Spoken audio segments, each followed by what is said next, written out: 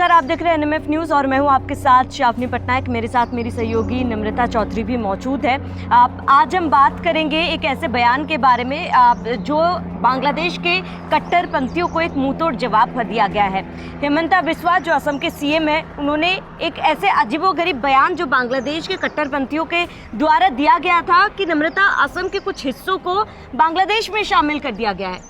मतलब आप कैसे एक मैप अचानक से रातों रात बदल सकते हो, जिसका जवाब हेमंता बिस्वा ने दिया है। क्या जवाब दिया है वो नम्रता आपको बताएंगी। बिल्कुल, देखिए, बांग्लादेश में कट्टरपंथियों की पूरी ये कह सकते हैं कौम घूम रही है और उनको सिर्फ एक काम आता है कि भारत को टारगेट करो, क्योंकि अभी जिस तरीके से भारत और पाकिस्तान के बीच युद्ध जैसी स्थिति हुई तो बांग्लादेश को लग रहा है कि क्यों ना हम भी बहती गंगा में हाथ धो दें।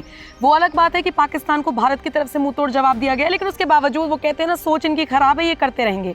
खबर पर आते हैं। हुआ ये है कि बांग्लादेश के कुछ कट्टरपंथियों ने ही एक कथित मानचित्र बनाया, मैं तो उसे मैप भी नहीं कहूंगी, कुछ भी एक ढांचा सा कुछ बना के खड़ा कर दिया है और उसमें भारत के कई ऐसे पूर्वोत्तर राज्य हैं जिनको अपने में दिखाया है।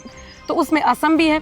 अब जब ये मानचित्र सामने आया तो निश्चित तौर पर असम के मुख्यमंत्री हिमंता बिस्वा शर्मा, जिनको हम फायर ब्रांड मुख्यमंत्रियों की लिस्ट में शुमार करते हैं, जिनका एक एक बयान सिर्फ इस पूरे देश में यानी भारत में ही नहीं बल्कि विदेशों में भी चर्चा का विषय बनता है, तो उनका एक बयान सामने आया। उन्होंने सीधे तौर पर कह दिया कि पहली बात तो बांग्लादेश इतना बड़ा देश है नहीं, छोटा सा देश है, तो अपने दायरे में रहे। मतलब अगर मैं उनका आपको कन्वर्जन बताऊं कि वो क्या कहना चाह रहे थे, मुझे ऐसा लगा कि वो बांग्लादेश को उसकी औकात में रहने की नसीहत दे रहे थे कि भाई छोटा सा देश है और अपने ऊपर ध्यान दे, इधर उधर मत जा।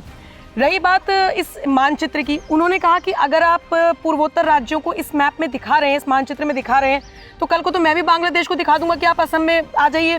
फिर उन्होंने कहा कि भारत और अमेरिका को भी एक साथ दिखा दूंगा। ये सारी बेकार की बातें हैं और एग्जैक्टली उनका क्या बयान आया मैं आपको पढ़कर बताती हूँ। वो कहते हैं कि अगर बांग्लादेश के मौलानाओं ने असम को अपने क्षेत्र का हिस्सा बताते हुए ऐसा नक्शा बनाया है, तो भारत के पुरोहित पंडित भी भारत में उनके चटगांव बंदरगाह को शामिल करते हुए नक्शा बना सकते हैं। सरकार ऐसा नहीं कर सकती, लेकिन लोग ऐसा कर सकते हैं।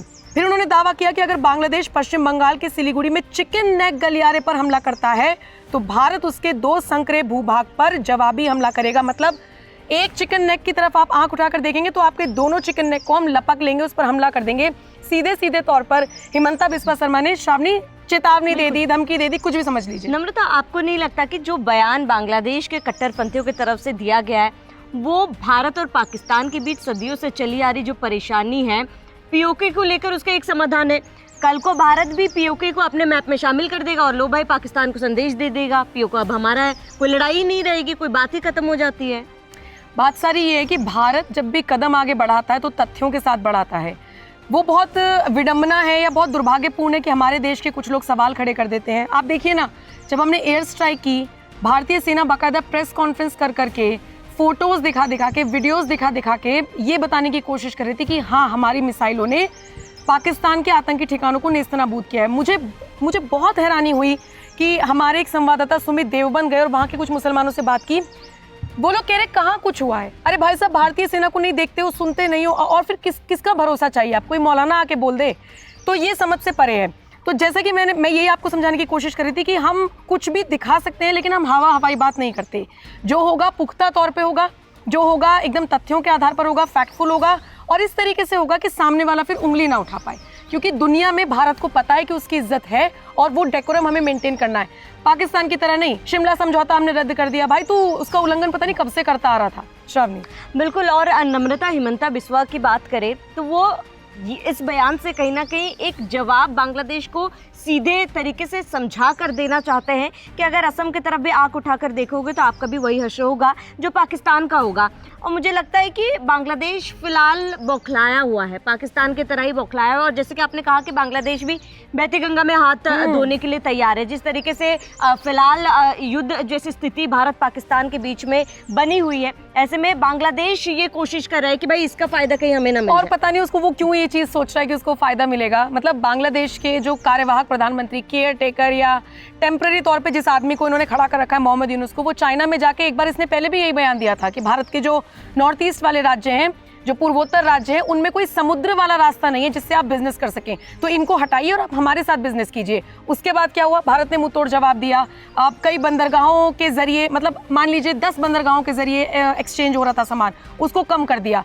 हमने बांग्लादेश को हो, पाकिस्तान को हो, जितने भी हमारे दुश्मन देश अब बनते जा रहे हैं, उनको ना श्रावणी भारत की पॉलिसी रही है कि हम शांति प्रिय देश हैं। वही वाली बात कि हम पहले छेड़ते नहीं हैं और कोई छेड़ दे तो फिर छोड़ते नहीं हैं। वही वाली चीज़ है कि अगर आप आगे से हमें छेड़ रहे हो तो फिर हम बख्शेंगे नहीं। बांग्लादेश के साथ भी यही कि कूटनीतिक तरीके से उसको जवाब दिया जा रहा है। और मुझे बड़ी हैरानी हो रही है कि मोहम्मद यूनुस, उनके दिमाग में इस वक्त क्या चल रहा है, वो क्यों ये सारी चीज़ें कर रहे हैं। उनको पता है कि भारत कैसा देश है, या वो आपके लिए कितना ज़्यादा अग्रसर रहा है, आपकी कैसे मदद की है। अरे आपको तो पाकिस्तान जैसे एक अजीब से देश से आपको तो अलग कराया था, आपके लोगों को कभी आज़ादी दिलाई थी। भारत के प्रति आपको तो हमेशा कृतज्ञ रहना चाहिए, आपको तो हमेशा पैरों में पड़े रहना चाहिए। पता नहीं इनके कौन सा इनका दिमाग चल रहा है। लेकिन जहाँ तक बात करते हैं वापस से हिमंता बिस्वा शर्मा की, देखिए ये कैसे मुख्यमंत्री है। मुझे ऐसा लगता है केंद्र में एक लड़ाई तो नरेंद्र मोदी लड़ रहे हैं कि भाई आतंकवाद के खिलाफ हमें लड़ना है, जो अंदर की फोर्सेस हैं, जो भारत विरोधी हैं, उनसे लड़ रहे हैं, अलग अलग कानून लाए जा रहे हैं। और ये आदमी अपने राज्य के लिए भी अलग से लड़ाई लड़ रहा है। मतलब केंद्र के साथ तो है ही, अलग से अपने राज्य के लिए लड़ाई लड़ रहा है। मतलब आप देखिए, मैं अभी कुछ दिन पहले एक खबर पढ़ रही थी, पहलगाम आतंकी हमला होता है 22 तारीख को, 22 अप्रैल को। 22 से लेकर मुझे लगता है यानी पूरा एक महीना हो गया है, अभी 3-4 दिन पहले की बात है। इन्होंने एक ट्वीट किया जिसमें इन्होंने बताया कि अकेले असम से 22 अप्रैल से और 3-4 दिन पहले तक 73 पाकिस्तानी एजेंट्स पकड़े गए हैं। आप समझ रहे हैं, असम से अकेले एक राज्य से 73 पाकिस्तानी जासूसों का पकड़ा जाना कितनी बड़ी बात है। और ये वही आदमी है जो बार बार गौरव गोगोई, जो कि कांग्रेस के नेता है, बार बार उन पर भी सवाल खड़े कर रहे हैं। ये कह रहे हैं कि अगर मैं गलत बोल रहा हूँ, इनका ये दावा है कि ISI के निमंत्रण पर ये पाकिस्तान गए थे गौरव गोगोई। ये कह रहे हैं कि अगर मैं एक भी चीज झूठी बोल रहा हूँ तो मैं इस्तीफा देने को तैयार हूँ। कोई नेता इतनी बड़ी बात बोल रहा है, अपने पद से इस्तीफा देने को तैयार है, और निश्चित तौर पर कुछ तो सोच के बोल ही रहा होगा। लेकिन इन सबसे इतर मैंने जैसा कि कहा कि वो अपनी एक अलग लड़ाई लड़ रही हैं। देश के लिए वो एकदम आगे हैं, अपने प्रदेश के लिए एकदम आगे हैं। मैं उनका एक और वीडियो देख रही थी, बहुत सारे मुसलमान बच्चे टोपी लगाए हुए भाग के आए उनके पास, उनका काफिला एक जगह पर रुका, वही वीडियो उन्होंने शेयर किया। मतलब जहाँ एक तरफ एक नैरेटिव सेट किया जाता है भारत में कि बीजेपी को वोट नहीं पड़ रहा है, मुसलमानों से धर्म के आधार पर बांटा जा रहा है, तुष्टीकरण की राजनीति बीजेपी करती है।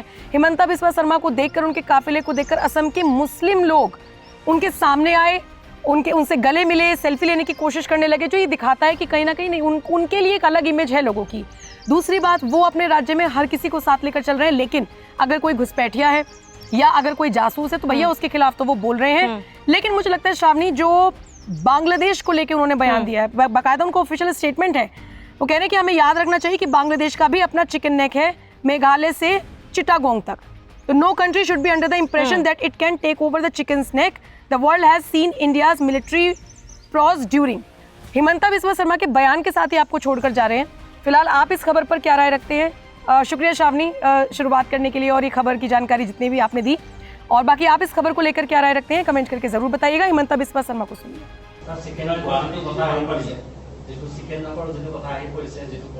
তেওঁলোকৰ দুটা চিকেন নেক আছে, আমাৰ ভাৰতৰ এটা চিকেন নেক আছে আৰু বাংলাদেশৰ দুটা চিকেন নেক আছে। গতিকে আমাৰ এটা চিকেন নেকক বাংলাদেশে হামলা দিলে আমিতো দুটা চিকেন নেকক হামলা দিম। আমাৰ যেটো চিকেন নেক আছে মেঘালয় দি চিটাগং পোৰ্টত, সেইটো চিকেন নেক আমাৰ চিকেন নেকতকৈ সৰু, ৰিং এটা দলিয়ালেই পাই যায়। সেইকাৰণে এইবিলাক কোৱা কথা, আমিও আমাৰ চিকেন নেকটোৰ কথা কৈ থাকো যাতে বিভিন্ন টানেল আদি বিভিন্ন আঁচনি ভাৰত চৰকাৰৰ পৰা আমি পাব পাৰোঁ। কিন্তু চিকেন নেকত হাত দিবৰ কাৰণে ইণ্ডিয়া এখন কিমান শক্তিশালী ৰাষ্ট্ৰ তাৰতো আপোনালোকে আন্দাজ অপাৰেশ্যন সিন্দুৰতে পাইছে। বাকীটো মই নিউক্লিয়াৰ আদিলৈকে যাবই খোজা নাই। বাংলাদেশে মিনিমাম 14 বাৰমান জনম ল'ব লাগিব যে ভাৰতৰ কিবা হাত দিয়াৰ কাৰণে। গতিকে বাংলাদেশক ইমান গুৰুত্ব দিয়া কথা নাই। ইটছ এ স্মল কাণ্ট্ৰি আৰু ভাৰতৰ লগত তাৰ তুলনা নহয়।